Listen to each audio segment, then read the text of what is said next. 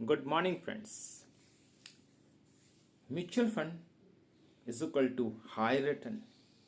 This is the notion of our country. सही भी है।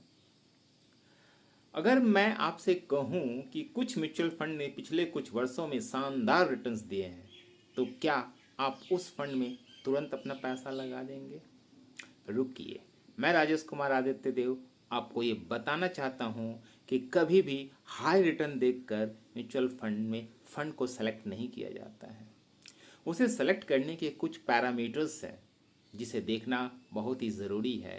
जैसे कि किसी भी एक्स फंड में बीटा क्या है, अल्फ़ा कितना जनरेट हो रहा है, फंड मैनेजर किस तरह से उस पर काम कर रहे हैं, वो आपके बेंचमार्क को कितना आउट परफॉर्म कर रहा है। अगर इन सारी और इनसे भी कुछ और बातें हैं जो मैं छोटे से समय वीडियो में नहीं बता सकता हूँ, जो मैं 1 to 1 मीट करके बताता हूँ कि किसी भी फंड को चुनने के कुछ अलग पैरामीटर्स हैं, लेकिन आज लोग अंधाधुंध पिछले रिटर्न्स को देखकर ही समझ लेते हैं कि यही रिटर्न आगे भी मिलेगा।